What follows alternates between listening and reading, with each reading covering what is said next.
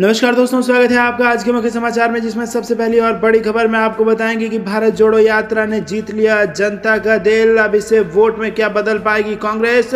दूसरी breaking news में जिक्र होगा हिमाचल प्रदेश के चुनाव का। नतीजों से पहले ही कांग्रेस जीत को लेकर आश्वस्त, राहुल गांधी को दिया शपथ ग्रहण समारोह का न्योता। तीसरी ब्रेकिंग न्यूज में जिक्र होगा कि झारखंड कांग्रेस के नेताओं से बोले राहुल गांधी, बीजेपी के षड्यंत्रों का डटकर करें मुकाबला। चौथी ब्रेकिंग न्यूज में आपको बताएंगे कि भारत जोड़ो यात्रा बीच में छोड़कर महाकाल दर्शन करने गए राहुल गांधी और बीजेपी पर बोला कड़ा हमला। पांचवी ब्रेकिंग न्यूज में जिक्र बरेली का। नगर निकाय चुनाव के बाद गुटबाजी खत्म करेगी कांग्रेस, संगठन में होगा फेरबदल। दोस्तों, हर एक खबर की गहराई में आपको ले जाएंगे, लेकिन उससे पहले अगर आपको भी राहुल गांधी और उनके भारत जोड़ो यात्रा पर पूरा विश्वास है तो वीडियो को लाइक, चैनल को सब्सक्राइब और बेल आइकन दबाना मत भूलिएगा।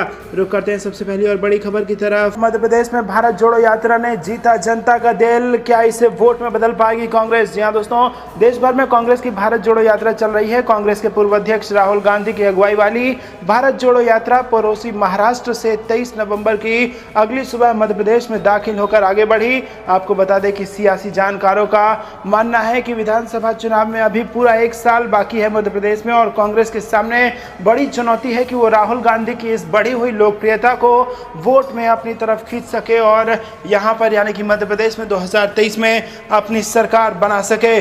भाजपा की प्रदेश इकाई के मीडिया प्रभारी ने कहा कि इस यात्रा से केवल राहुल गांधी को फायदा होगा, लेकिन दोस्तों आपको बता दें कि जानकार कहते हैं कि राहुल गांधी के नाम पर पूरी कांग्रेस को फायदा हो सकता है और अगले साल यानी कि 2023 में जो राजस्थान और मध्य प्रदेश में चुनाव होने वाला है उसमें भयंकर फायदा कांग्रेस पार्टी को इस भारत जोड़ो यात्रा का देखने को मिल सकता है। रुक करते हैं अगली ब्रेकिंग न्यूज की तरफ, जो कि हिमाचल प्रदेश से जुड़ी आ रही है, जहां पर आपको बता दें कि नतीजों से पहले ही जीत को लेकर आश्वस्त है कांग्रेस पार्टी और इसी के साथ राहुल गांधी को शपथ ग्रहण समारोह का दे दिया है न्योता। जी हां दोस्तों, नतीजों से पहले ही यहां पर बड़ी खबर आ रही है हिमाचल में। हिमाचल प्रदेश इलेक्शन 2022 का जो नतीजा है वो 8 तारीख को आएगा, लेकिन इससे पहले ही शपथ समारोह की तैयारियां पार्टी कर रही हैं और राहुल गांधी को भी इसके लिए न्योता भेज दिया गया है। कांग्रेस महासचिव विक्रमादित्य सिंह ने बुधवार को शिमला में मीडिया से बातचीत में कहा कि भारत जोड़ो यात्रा के दौरान राहुल गांधी को शिमला आने का न्योता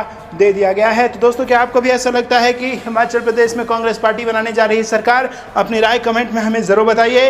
राजनीति के जानकार इसे कांग्रेस का कॉन्फिडेंस बता रहे हैं और यही वजह है कि मुख्यमंत्री पद के दावेदार कांग्रेस नेता एक एक करके दिल्ली दरबार में हाजिरी लगा चुके हैं और सभी अपनी अपनी दावेदारी मजबूत बनाने में जुटे हैं। तो दोस्तों, अगर कांग्रेस की माने तो कांग्रेस को पूरा भरोसा है कि हिमाचल प्रदेश में जब नतीजे आएंगे चुनाव के तो कांग्रेस की सरकार बनेगी, और ऐसे में कौन होगा मुख्यमंत्री, इसको लेकर तमाम दावेदार इस वक्त दिल्ली का चक्कर लगा रहे हैं। और इतना ही नहीं, अब तो शपथ ग्रहण समारोह का न्योता भी राहुल गांधी को मिल चुका। आपको क्या कुछ लगता है, किसकी बनेगी सरकार? कमेंट में जरूर बताइए।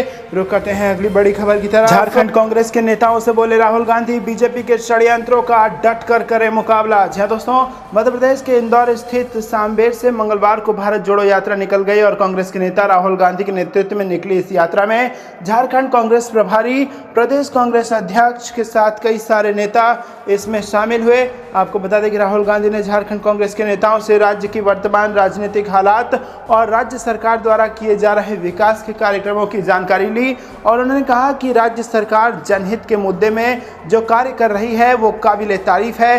सरकार के विकासशील चेहरे को बदनाम करने का जो षड्यंत्र भाजपा की ओर से किया जा रहा है, प्रदेश कांग्रेस अध्यक्ष राजेश ठाकुर के नेतृत्व में इसका डट कर मुकाबला कीजिए।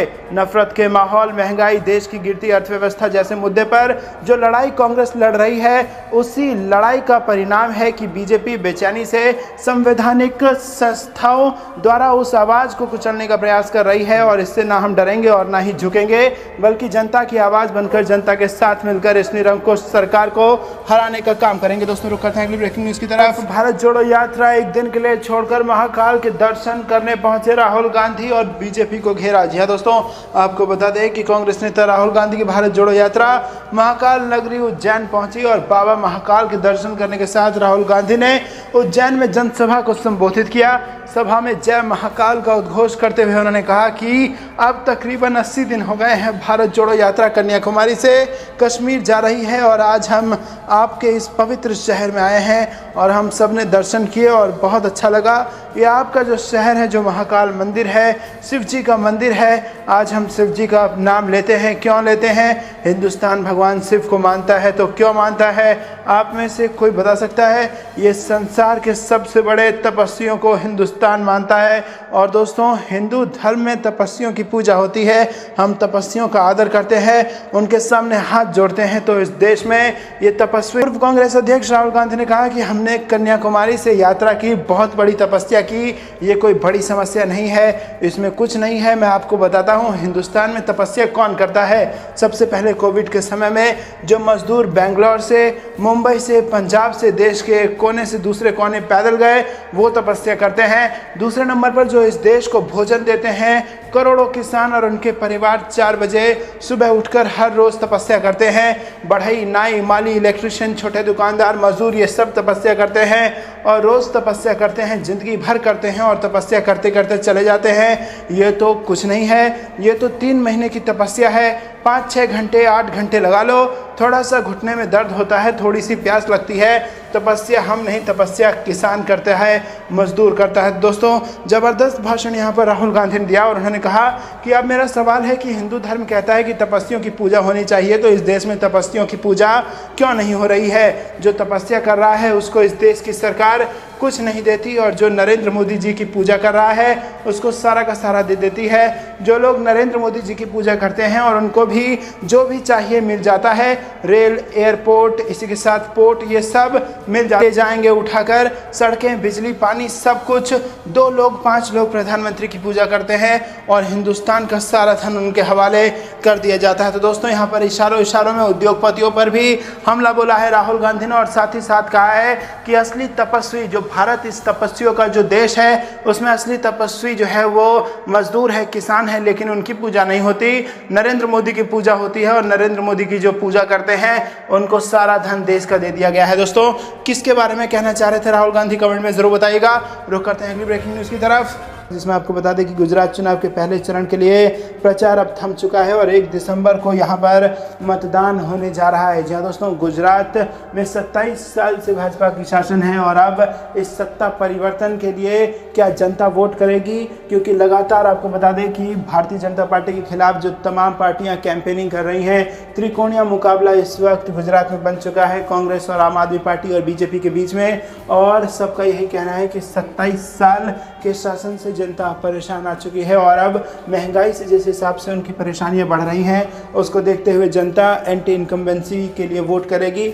और यहाँ पर वोट बैंक जो है वो बीजेपी का कोर वोट बैंक, जो कि महिलाओं का साइलेंट वोट बैंक था, वो भी कहीं ना कहीं बीजेपी से छिटक सकता है और उसका कारण सिर्फ और सिर्फ महंगाई होने वाला है। आपको क्या कुछ लगता है, कमेंट में ज़रूर बताइएगा।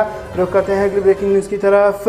जो बिक चुके हैं उन पर अब कोई भरोसा नहीं, राहुल गांधी का ज्योतिरादित्य सिंधिया को लेकर बड़ा बयान। जी हाँ दोस्तों, आपको भी कभी कांग्रेस के साथी रहे और अब भाजपा के हो चुके केंद्रीय मंत्री ज्योतिरादित्य सिंधिया ने मध्य प्रदेश में पहुंची भारत जोड़ो यात्रा के लिए स्वागत ट्वीट किया था। सिंधिया के ट्वीट पर राहुल गांधी ने एक दिन बाद जवाब दिया है। उन्होंने सोमवार को ये कहकर लताड़ लगाई कि अब उन कांग्रेस नेताओं पर भरोसा नहीं किया जाना चाहिए जो बिके हुए हैं। राहुल गांधी की ये टिप्पणी एक संवाददाता सम्मेलन में आई और जब उनसे पूछा गया कि क्या मध्य प्रदेश में कांग्रेस की सरकार गिराने वालों के लिए दरवाजे खुला रहेंगे, तो यात्रा के उज्जैन पहुंचने से एक दिन पहले राहुल गांधी ने कहा कि ये सवाल कांग्रेस अध्यक्ष और पार्टी के मध्य प्रदेश नेतृत्व से पूछा जाना चाहिए। मेरी राय है कि जिन्हें पैसे से खरीद लिया गया है उन पर भरोसा नहीं किया जाना चाहिए। ऐसा माना जा रहा है कि राहुल गांधी ने यह टिप्पणी कभी अपने करीबी रहे ज्योतिरादित्य सिंधिया के लिए किया है। सिंधिया ने कांग्रेस के खिलाफ बगावत की थी और कमलनाथ के नेतृत्व वाली सरकार को गिराने के लिए कई विधायकों के साथ भाजपा में शामिल हो गए थे। सिंधिया की शिकायत थी कि उन्हें प्रदेश अध्यक्ष नहीं बनाया गया, जबकि कमलनाथ अपने में सत्ता केंद्रित करना चाहते थे। तो दोस्तों, यहाँ पर आपको बता दें कि जिनको पैसा लेकर खरीद लिया गया है उन पर भरोसा करने के मूड में नहीं है राहुल गांधी। रुक करते हैं ब्रेकिंग न्यूज़ की तरफ। सरकारी कार्यक्रम में भड़की ममता बनर्जी, बीच में ही रोक दिया भाषण, अधिकारियों को लगाई जमकर फटकार। जी हाँ दोस्तों, पश्चिम बंगाल की मुख्यमंत्री ममता बनर्जी ने मंगलवार को एक सरकारी कार्यक्रम के दौरान अपना संबोधन बीच में ही रोक दिया और अधिकारियों को जमकर फटकार लगाई। बंगाल सीएम उस समय अपना आपा खो बैठी जब उन्होंने पाया बताया कि अधिकारी उस सामान को लेकर नहीं पहुंचे थे जो ममता को लोगों में बांटना था। मामले की जानकारी रखने वाले लोगों ने बताया कि मुख्यमंत्री इस कार्यक्रम में गर्म कपड़े बांटने वाली थी, लेकिन कपड़ा वहां पहुंचा ही नहीं। दोस्तों, आपको क्या कुछ लगता है कमेंट में बताइए। रुक करते हैं ब्रेकिंग न्यूज़ की तरह। हिमाचल प्रदेश से आ रही है और पूर्ण बहुमत से कांग्रेस सरकार बनाने जा रही है और गुजरात में भी महंगाई के खिलाफ लोग वोट डालने वाले हैं। ये बड़ा बयान सामने आया है। जी हाँ दोस्तों, हिमाचल प्रदेश में कांग्रेस पूर्ण बहुमत से सरकार बनाएगी। रविवार को ये बात कांग्रेस कमेटी के प्रदेश प्रवक्ता विजय डोगरा ने ऊना में एक निजी होटल में पत्रकार वार्ता में कही। उन्होंने प्रदेशवासियों का महंगाई और बेरोजगारी के खिलाफ मतदान करने का आभार व्यक्त किया। उन्होंने कहा कि प्रदेश में हर वर्ग ने कांग्रेस के प्रतिज्ञा पत्र को समझते हुए उसके पक्ष में मतदान करने के बाद जिस तरह के रुझान सामने आए हैं, उनसे ये लगता है कि प्रदेश में पूर्ण बहुमत से कांग्रेस सरकार बनाएगी और सरकार बनते ही जो किया है उसे सरकार अपना दायित्व समझते हुए दस्तावेज बनाकर अमली जामा पहना देगी। दोस्तों, आपको क्या कुछ लगता है किसकी सरकार कहां बनेगी, कमेंट में जरूर बताइए। गुजरात प्रदेश से जिस तरह के रुझान सामने आ रहे हैं उससे ये लग रहा है कि कांग्रेस गुजरात में भी अपनी सरकार बनाने वाली है। उन्होंने गुजरात के मतदाताओं से आग्रह किया कि बढ़ती महंगाई और बेरोजगारी के खिलाफ मतदान करें, जिससे गुजरात प्रदेश के लोगों को भी राहत मिले। और इस मौके पर उनके साथ कुटल हेड कांग्रेस सेवा दल के अध्यक्ष भी मौजूद थे। तो दोस्तों, कमेंट में अपनी राय बताइए किसकी सरकार बन रही है। वीडियो को लाइक, चैनल को सब्सक्राइब करना मत भूलेगा। रुक करते हैं अगली ब्रेकिंग न्यूज की तरफ। गुजरात में राहुल गांधी का जबरदस्त प्रचार, जिससे कांग्रेस को हो रहा है फायदा। आखिरी हफ्ते में आया चौंकाने वाला नतीजा। जी हां दोस्तों, आपको बता दें गुजरात विधानसभा चुनाव के पहले चरण में 2-3 दिन का समय बाकी है और चुनाव प्रचार के अंतिम दौर में सभी राजनीतिक दलों ने पूरी ताकत झोंक दी है। सियासी दलों के दिग्गज नेताओं ने चुनाव प्रचार के लिए गुजरात में डेरा डाल दिया है। गुजरात चुनाव के पहले चरण का चुनाव प्रचार 29 नवंबर को थम जाएगा और भारत जोड़ो यात्रा पर निकले कांग्रेस सांसद राहुल गांधी ने पिछले हफ्ते ही गुजरात चुनाव में पार्टी के लिए प्रचार की कमान संभाल ली थी और राहुल गांधी ने 21 नवंबर को गुजरात के सूरत और राजकोट में पार्टी के लिए चुनाव प्रचार भी किया था। और इसी के साथ इस बात की भी चर्चा तेज हो गई है कि राहुल गांधी ने कहीं गुजरात आने में देरी तो नहीं कर दी और इसी को लेकर अब यहां पर एक सर्वे कराया गया जिसके नतीजों ने भाजपा की नींद उड़ा दी। जी हां दोस्तों, भले ही राहुल गांधी का जो भारत जोड़ो यात्रा है वो दक्षिण भारत में था, लेकिन उसकी धूम, उसकी धमाक पूरे देश में थी और उसका असर अब गुजरात के चुनाव पर जबरदस्त तरीके से देखने को मिल रहा है। लगातार न केवल राहुल गांधी के ग्राफ में उछाल है, बल्कि भारतीय जनता पार्टी के खिलाफ पूरी कांग्रेस पार्टी के ग्राफ में उछाल यहां पर नजर आ रहा है और जीत की तरफ करीब पहुंचती नजर आ रही है कांग्रेस पार्टी गुजरात के विधानसभा चुनाव में। और आपको बता दें कि जिस प्रकार से दक्षिण भारत के कुछ राज्यों से होते हुए पश्चिम भारत में भारत जोड़ो यात्रा मध्य प्रदेश होते हुए राजस्थान पहुंचेगा, उसको देखते हुए आपको बता दें कि केवल उन्हीं राज्यों में नहीं बल्कि पूरे यूपी, बिहार और पूरे देश में उस भारत जोड़ो यात्रा की धूम है। राहुल गांधी की लोकप्रियता हर रोज बढ़ रही है और उस बढ़ती लोकप्रियता का ग्राफ वो शायद 2024 के लोकसभा चुनाव तक जारी रखेंगे। तो असली लक्ष्य 2024 का लोकसभा चुनाव लग रहा है और इसी में गुजरात का विधानसभा चुनाव हो, चाहे हिमाचल प्रदेश का विधानसभा चुनाव हो या फिर अगले साल होने वाले मध्य प्रदेश और राजस्थान का विधानसभा चुनाव हो, एक ही तीर से इन सारे निशानों को साधते नजर आ रहे हैं राहुल गांधी और इससे कांग्रेस पार्टी को जबरदस्त फायदा हो रहा है और एक बड़े और नए नेता के रूप में उभर करके सामने आ रहे हैं राहुल गांधी, जिससे कांग्रेस को बड़ी मजबूती मिल रही है। आपको क्या कुछ लगता है कमेंट में जरूर बताइए। अगर आप भी राहुल गांधी का खुलकर समर्थन करते हैं तो वीडियो को लाइक करना मत भूलेगा। दोस्तों, रुक करते हैं अगली ब्रेकिंग न्यूज की तरफ। चुनाव के प्रचार के दौरान भावुक हुए कांग्रेस के नए अध्यक्ष मल्लिकार्जुन खड़गे, कहा मेरी हाथ की तो कोई चाय भी नहीं पीता। जी हां दोस्तों, गुजरात में पहले चरण की वोटिंग से पहले चुनाव प्रचार अभियान पर चरम पर पहुंच गया है। भारतीय जनता पार्टी और आम आदमी पार्टी के आक्रामक प्रचार अभियान के बीच कांग्रेस पार्टी ने भी अब दिग्गजों के सहारे बड़ी रैलियां शुरू कर दी है और कांग्रेस पार्टी के तमाम बड़े दिग्गज इस वक्त जमीन पर उतार दिए गए हैं। रविवार को कांग्रेस अध्यक्ष मल्लिकार्जुन खड़गे ने मोर्चा संभाला और पीएम मोदी पर जमकर वार किए। उन्होंने खुद को गरीब और अछूत बताते हुए पीएम मोदी पर पलटवार किया और उन्हें झूठों का सरदार कह डाला। मल्लिकार्जुन खड़गे ने कहा कि पीएम मोदी और अमित शाह सवाल करते हैं कि कांग्रेस ने 70 साल में क्या किया है। खड़गे ने कहा यदि कांग्रेस ने कुछ नहीं किया होता तो उन्हें लोकतंत्र नहीं मिलता। खड़गे ने कहा कि आपके जैसा आदमी जो हमेशा दावा करता है कि मैं गरीब हूँ, अरे हम भी गरीब हैं, हम तो गरीब से भी गरीब हैं, हम तो अछूतों में आते हैं और कम से कम तुम्हारी कोई चाय तो पीता है, हमारे हाथ की तो कोई चाय भी नहीं पीता। खड़गे ने कहा कि पीएम मोदी औकात की बात करके सहानुभूति बटोरना चाहते हैं, लेकिन बार बार झूठ नहीं चलेगा। उन्होंने पीएम मोदी को झूठों का सरदार भी कहा और खड़गे ने कहा कि आप बोलते हैं मैं गरीब हूं, किसी ने मुझे गाली दी, किसने कहा कि मेरी हैसियत क्या है। ऐसी बात कहकर यदि आप सहानुभूति बटोरना चाहते हैं तो लोग अब होशियार हो गए हैं, उतने बेवकूफ़ नहीं रहे। एक बार यदि झूठ बोलेंगे लोग सुन लेंगे, 2 बार भी सुन लेंगे, लेकिन आप कितने बार झूठ बोलेंगे। झूठ पर झूठ, ये झूठों के सरदार है। तो दोस्तों, प्रधानमंत्री मोदी को झूठों का सरदार कह करके यहाँ पर घेरा है मल्लिकार्जुन खड़गे ने, और इसी के साथ ये भी कहा है कि जनता एक बार आपका झूठ सुन लेगी, दूसरी बार भी सुन लेगी, लेकिन जनता इतनी बेवकूफ़ नहीं है कि वो हमेशा आपका झूठ सुनते रहेगी।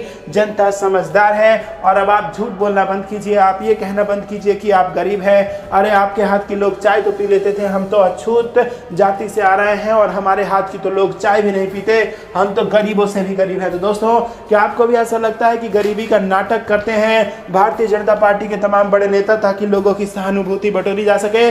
कमेंट में अपनी राय हम तक जरूर पहुंचाइएगा। वीडियो को लाइक, चैनल को सब्सक्राइब और बेल आइकन दबाना मत भूलिएगा। रुक करते हैं ब्रेकिंग न्यूज़ की तरफ। पूर्व मंत्री कांग्रेस में शामिल, कांग्रेस के राष्ट्रीय अध्यक्ष खड़गे ने कराई एंट्री। जी हां दोस्तों, गुजरात के पूर्व मंत्री जयनारायण व्यास आधिकारिक रूप से कांग्रेस में शामिल हो गए हैं। अहमदाबाद के एक कार्यक्रम में कांग्रेस के राष्ट्रीय अध्यक्ष मल्लिकार्जुन खड़गे ने उनकी कांग्रेस में एंट्री कराई और गुजरात भाजपा के वरिष्ठ नेता व्यास ने 4 नवंबर को बीजेपी से इस्तीफा दे दिया था और इसके बाद वो राजस्थान के मुख्यमंत्री अशोक गहलोत के साथ एक कार्यक्रम में नजर आए थे और इसी के बाद से उनके कांग्रेस में जाने की चर्चा शुरू हो गई थी। और मोदी सरकार में गुजरात के स्वास्थ्य मंत्री रह चुके व्यास को पिछले चुनाव में टिकट नहीं दिया गया था। हालांकि उन्हें उम्मीद थी कि इस बार बीजेपी उन्हें टिकट देगी, लेकिन इस बार भी भाजपा ने उन्हें टिकट नहीं दिया और इसी के चलते वो पार्टी से नाराज थे कि गुजरात में बनने जा रही है कांग्रेस की सरकार और इसीलिए भाजपा के कई सारे नेता आ रहे हैं कांग्रेस में। कमेंट में अपनी राय हमें जरूर बताइए। अगली ब्रेकिंग न्यूज की तरफ, गहलोत व पायलट विवाद पर जयराम रमेश का बड़ा बयान, बोले कांग्रेस को कड़े फैसले लेने से भी कोई परहेज नहीं। जी हाँ दोस्तों, आपको बता दें ये बड़ी खबर आ रही है। राजस्थान के मुख्यमंत्री अशोक गहलोत और पूर्व उप मुख्यमंत्री सचिन पायलट के बीच मतभेद को लेकर कांग्रेस के राष्ट्रीय महासचिव जयराम रमेश ने कहा है कि पार्टी को दोनों ही नेताओं की जरूरत है, लेकिन संगठन को मजबूत करने के लिए यदि आवश्यकता पड़ी तो कांग्रेस कड़े फैसले लेने से भी परहेज नहीं करेगी। रविवार को भारत जोड़ो यात्रा के साथ इंदौर पहुंचे राष्ट्रीय महासचिव ने पत्रकारों से चर्चा करते हुए कहा कि संगठन हमारे लिए सबसे पहले है और इस मामले में ऐसा समाधान निकाला जाएगा जिससे पार्टी मजबूत होगी। उन्होंने कहा कि गहलोत जहां वरिष्ठ और अनुभवी नेता हैं, वहीं सचिन पायलट युवा और ऊर्जावान नेता हैं। इन दोनों की ही पार्टी को जरूरत है, लेकिन फिर भी मुख्यमंत्री गहलोत को ऐसे शब्दों का प्रयोग नहीं करना चाहिए था। वहीं दोस्तों, आपको बता दें कि राहुल गांधी की भारत जोड़ो यात्रा के बारे में जयराम रमेश ने कहा कि अन्य राज्यों की तरह राजस्थान में भी यात्रा सफल रहेगी। गुजरात चुनाव में भाजपा के संकल्प पत्र में समान नागरिक संहिता लागू करने के वादे पर उन्होंने कहा कि इस मुद्दे पर सांसद के बाहर और भीतर बहस होनी चाहिए। भाजपा वोटों के ध्रुवीकरण के लिए इस तरह के मुद्दे उठाती रहती है और चुनाव होते ही भूल जाती है। उन्होंने कहा कि गुजरात में मुख्य मुकाबला भाजपा और कांग्रेस के बीच है। आम आदमी पार्टी गुजरात में जमीनी स्तर पर मजबूत नहीं है। बता दें कि हिमाचल प्रदेश अध्यक्ष प्रतिभा सिंह रविवार को राहुल गांधी की भारत जोड़ो यात्रा में शामिल हुई। उन्होंने राहुल गांधी के साथ मार्च किया और प्रतिभा सिंह दिन भर राहुल गांधी के साथ इस यात्रा में पैदल चली। प्रतिभा सिंह ने राहुल गांधी को पहाड़ी टोपी पहनाई और कांग्रेस महासचिव विक्रमादित्य सिंह व युवा कांग्रेस के कार्यकारी अध्यक्ष भी यात्रा में पैदल मार्च में शामिल हुए।